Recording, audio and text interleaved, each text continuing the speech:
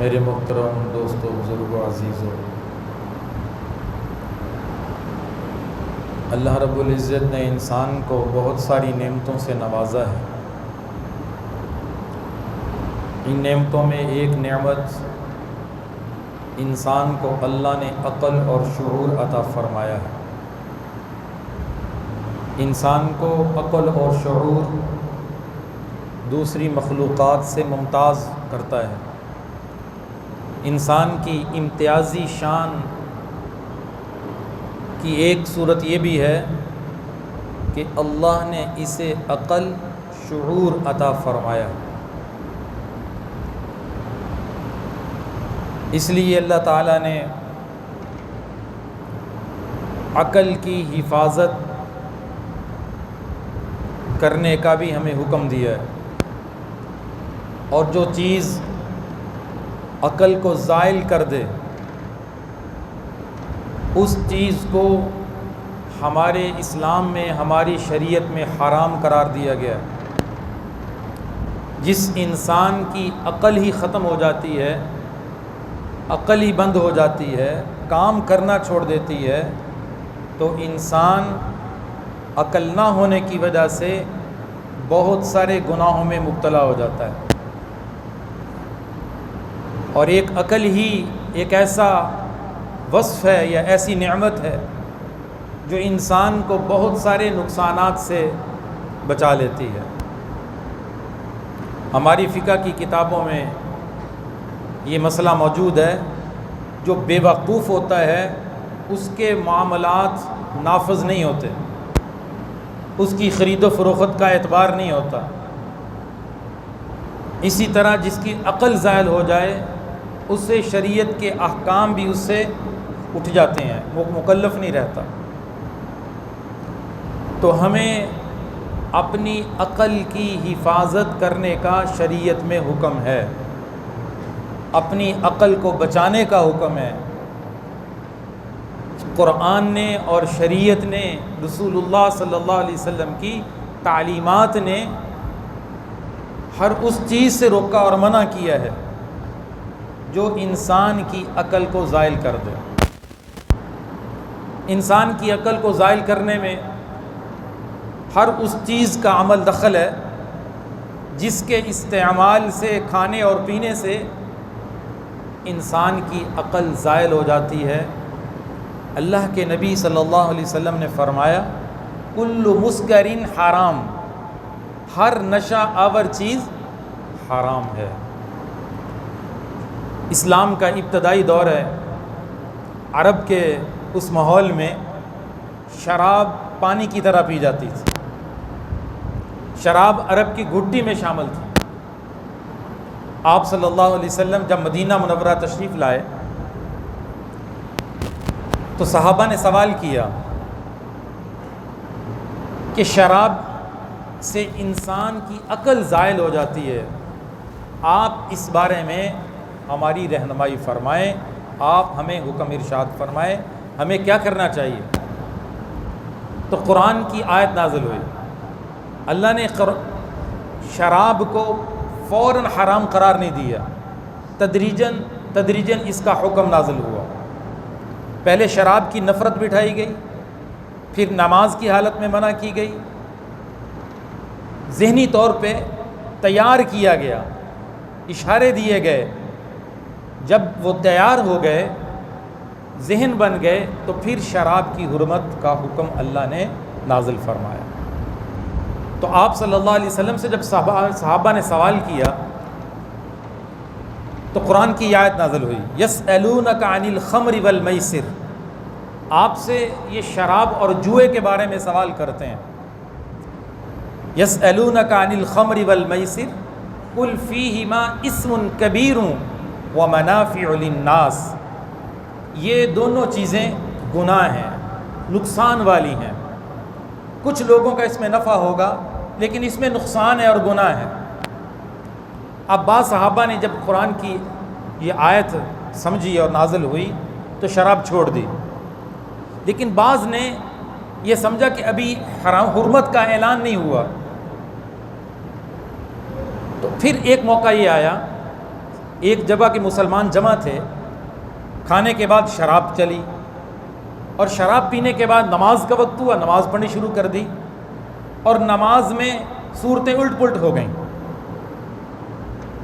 کیونکہ شراب پینے سے عقل گئی، زائل ہو گئی، اور صورتیں آگے پیچھے ہو گئیں۔ تو قرآن کی آیت اللہ تعالیٰ نے نازل فرمائی، یا ایھا الذین آمنوا لا تقربوا الصلاۃ وانتم سکارا، اے ایمان والو جب تم نشے کی حالت میں ہو تو نماز کے قریب نہ جاؤ۔ نشے کی حالت میں پڑھی گئی نماز اللہ کی بارگاہ میں قبول نہیں ہے۔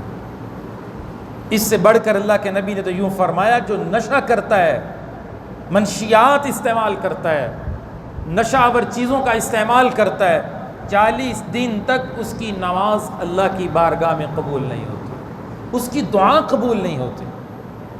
تو قرآن کی آیت دوسرے موقع پہ نازل ہوئی، اے ایمان والو تم نشے کی حالت میں نماز کے قریب نہ جاؤ۔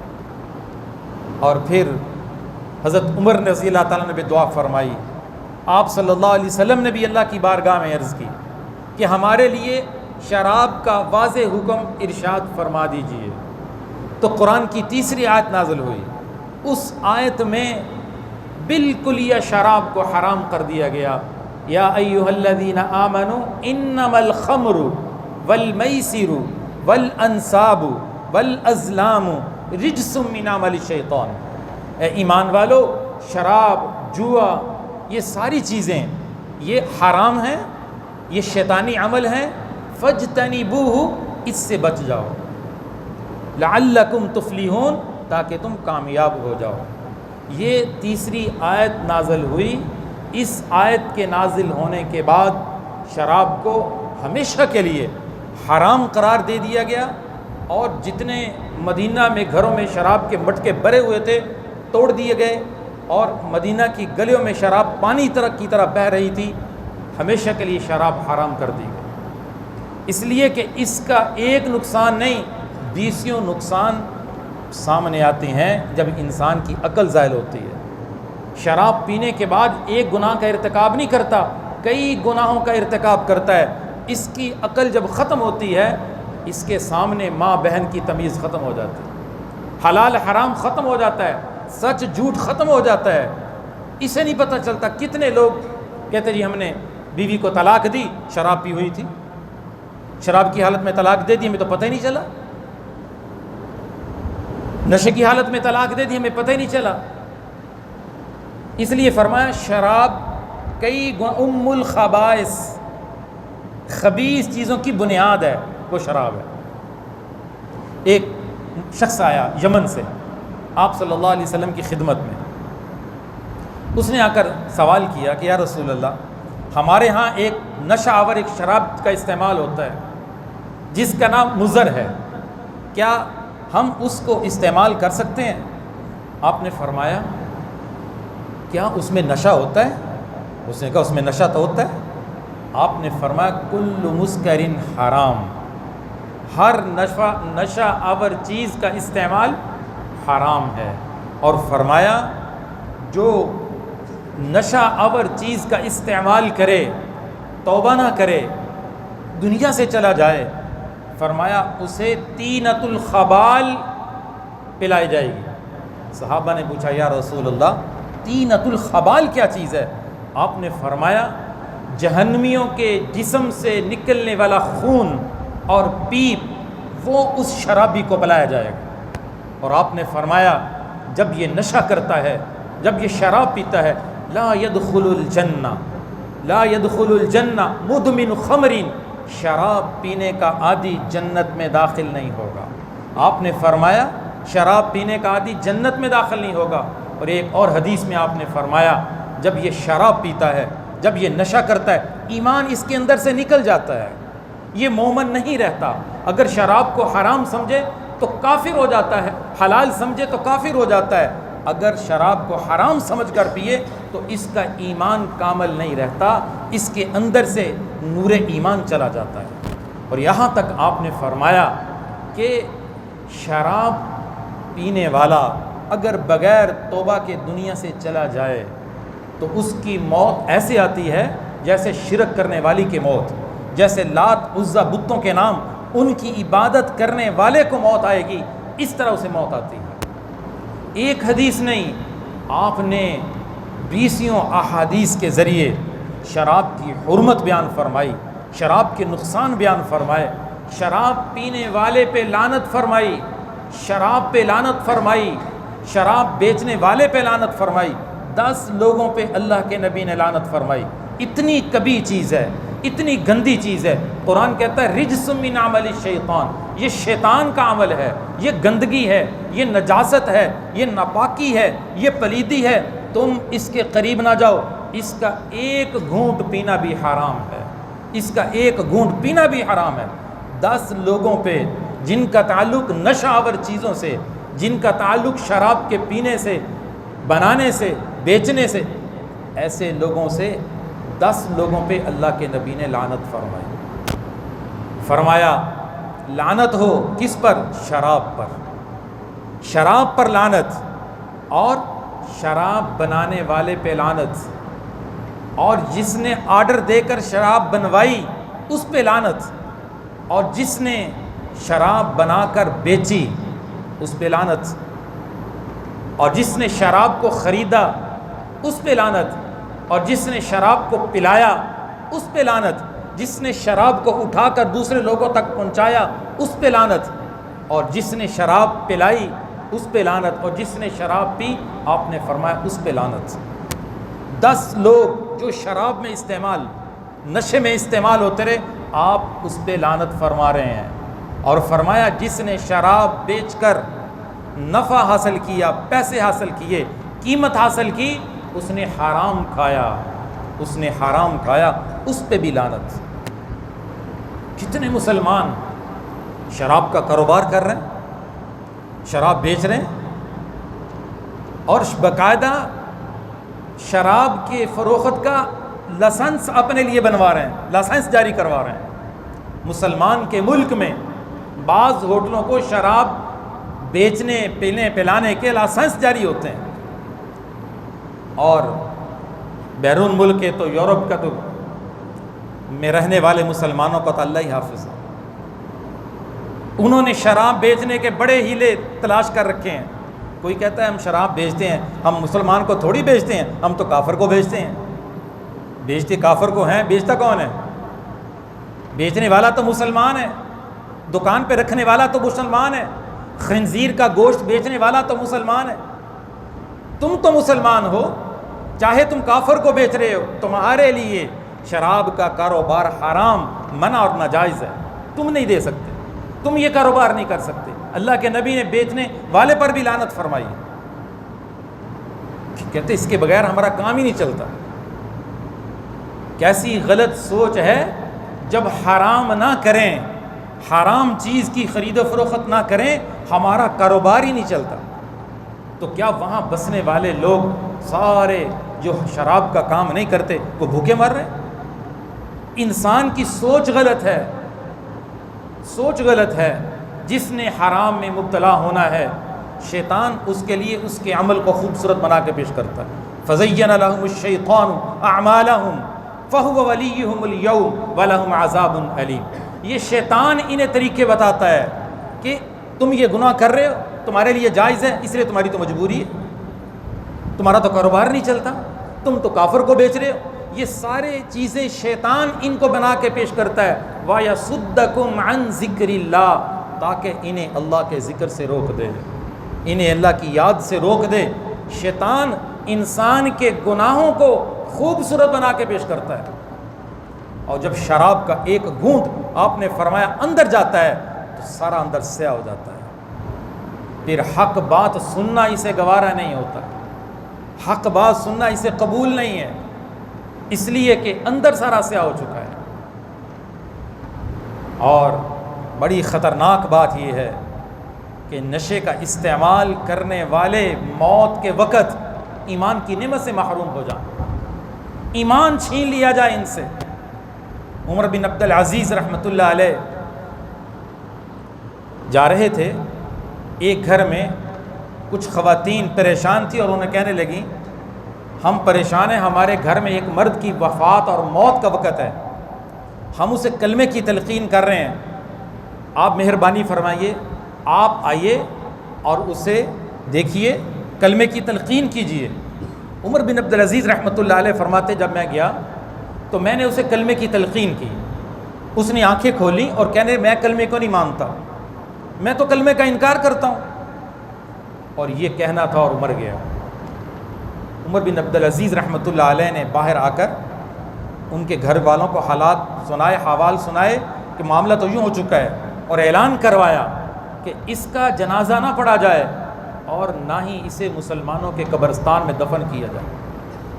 گھر والوں سے پوچھا، مسلمان تھا، کون سا ایسا گناہ کرتا تھا، کون سا ایسا جرم کرتا تھا کہ موت کے وقت کلمے کا انکار ہو گیا؟ تو انہوں نے بتایا کہ ہمیں اور تو کچھ نہیں پتا، ہمیں اتنا پتا ہے کہ شراب پیا کرتا تھا، شراب پینے کا عادی تھا، اتنا بڑا نقصان نشہ آور چیزوں کا استعمال کہ اسے ایمان کی نعمت سے محروم کر دے۔ اس لیے آپ ام الخبائث کہا گیا کہ اس سے ایک گناہ نہیں ہوتا، ایک شراب کے استعمال سے یہ کئی گناہوں کا ارتکاب کرتا ہے۔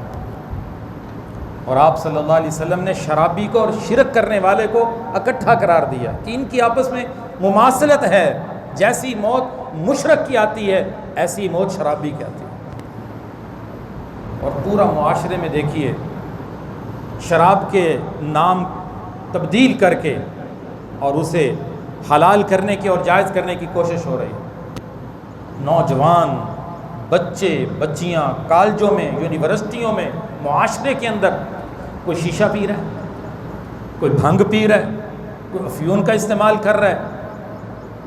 کتنی نشہ آور چیزیں مارکیٹ میں آ چکی ہیں اور نوجوان نسل تباہ ہو رہی ہے، اور باپ کو پرواہ نہیں، ماں باپ کو فکر نہیں، چوری چھپے کتنے بچے اس کا استعمال کر رہے ہیں،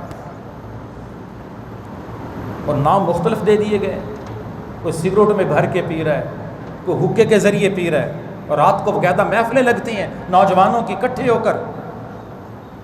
باپ کی ذمہ داری ہے خود بھی ان چیزوں سے بچنے کا اہتمام کرے، اپنی اولاد کو بھی بچائے۔ صرف شراب کا مسئلہ نہیں ہے کہ شراب حرام ہے، شراب تو حرام ہے، اللہ کے نبی صلی اللہ علیہ وسلم نے ہر نشہ آور چیز کو حرام قرار دیا ہے، اور کتنے ہمارے تاجر دکانوں پہ ان چیزوں کو بیچ رہے ہیں، اور نوجوان نسل تباہی کے راستے پر ہے۔ وقتی طور پہ لذت لینے کے لیے کتنی حرام کردہ چیزوں کو، نشہ آور چیزوں کا استعمال کرتے ہیں، اور آئے دن اخبارات میں، رپورٹوں میں تجزیہ نگار بتاتے ہیں کہ یونیورسٹی اور کالجوں میں اس کا کتنا استعمال بڑھ رہا ہے، بچوں کے پاس سے یہ چیزیں نکل رہی ہیں۔ حدیث میں آتا ہے بنی اسرائیل کا ایک شخص عبادت کرنے والا تھا، ایک عورت نے ان سے گمراہ کرنے کی کوشش کی، اس نے کہا کہ تمہیں 3 کام کرنے ہیں، تسلط کر لیا اس کے اوپر، وگرنہ تمہیں بدنام کروں گی، یا تو تم بدکاری کرو، یا تم ایک بچہ وہاں پہ اسے قتل کرو، یا تم شراب پیو۔ اب اس نے سمجھا کہ 2 کاموں سے زیادہ ہلکا کام شراب پینا ہے، اس نے شراب پی لی۔ اس نے نہ میں بدکاری کرتا ہوں، نہ بچے کو قتل کرتا ہوں، یہ بڑے گناہ ہیں، شراب چھوٹا گناہ ہے، اس کا نقصان کم ہے۔ اس نے جو ہی شراب کا استعمال کیا اس کی عقل پہ پردہ چھا گیا، اس نے بچہ بھی قتل کر دیا اور اس نے بدکاری بھی کر لی۔ اس لیے اسے ام الخبائث کہا ہے کہ اس کے استعمال سے انسان کی جو اللہ نے اسے نعمت دی، عقل، جو اسے دوسری مخلوقات سے ممتاز کرتی ہے، وہ چلی جاتی ہے۔ گھروں کے اندر اچھے بھلے سمجھدار لوگ استعمال کر رہے ہیں، نام بدلا جا رہا ہے، نام بدلنے سے چیز حلال نہیں ہو جاتی۔ سود کا نام لوگوں نے بدل دیا، سود کے مختلف نام رکھ لیے، اب سود کی نام بدلنے سے کوئی حلال حرام نہیں، حرام حلال نہیں ہو جاتا۔ یعنی مقصد ایک چیز حرام ہے وہ حرام ہی رہے گی جس نام سے بھی معاشرے کے اندر اسے استعمال کیا جائے۔ اس لیے میرے عزیزو، ہمیں اپنے اس معاشرے سے اس کا خاتمہ کرنے کی پوری کوشش کرنی ہے۔ نوجوان نسل کو اس کی برائی کے بارے میں بتانا ہے، اس کا نقصان بتانا ہے، اور اس کے جسمانی اور روحانی طور پہ جو نقصانات ہیں ان سے آگاہ کرنا ہے، تاکہ ہماری آنے والی نسل، آج کے جو نوجوان ہیں، یقین کرو کل کا یہی معاشرہ ہے۔ اگر آج کے والدین نے اپنے بچوں پہ توجہ دی، کل یہی بچے معاشرے کا اچھا فرد بن جائیں گے۔ آج کے بچے کل کا معاشرہ بننے والے ہیں۔ آج ان پہ محنت ہو گئی، معاشرہ اچھا تشکیل پائے گا، معاشرے کی تشکیل اچھی ہو جائے گی، باپ کے لیے صدقہ جاریہ بن جائے گا۔ اور ہم نے اس کے خلاف کام کرنا ہے، معاشرے سے اس ناسور کو ختم کرنے کی اپنی طرف سے پوری کوشش کرنی ہے، اور اپنے بچوں کی نگرانی کرنی ہے کہ میرا بچہ فلاں وقت میں کہاں ہوتا ہے، فلاں وقت میں کہاں ہوتا ہے۔ بچے کو پابند کرنا ہے کہ کہیں باپ کی اجازت کے بغیر نہیں جا سکتا، کسی مجلس میں شرکت نہیں کر سکتا۔ باپ کو بچے کے بارے میں پورا علم ہونا چاہیے کہ میرا بچہ اس وقت کہاں ہو سکتا ہے۔ اگر آج اولاد کو آزاد چھوڑ دیا، اور پورا معاشرہ اس وقت آپ کو پتہ کس راستے پہ، ناجائز اور غلط بری صحبت کی وجہ سے ایک اچھا بچہ برا بن جاتا ہے۔ آپ نے فرمایا انسان اپنے دوست کے مذہب پر ہوتا ہے، گناہ کرنا نہیں چاہتا، بہت سارے گناہ بری صحبت کی وجہ سے کر لیتا ہے، برے لوگوں سے تعلق کی وجہ سے کر لیتا ہے۔ اللہ تعالی ہمیں ان باتوں کی حقیقت اور سمجھ نصیب فرمائے، اس معاشرے کو شراب سے، نشہ آور چیزوں سے، ان تمام جتنے بھی مسکرات سے ہمیں بچنے کی توفیق نصیب فرمائے۔ وآخر دعوانا الحمد للہ رب العالمین۔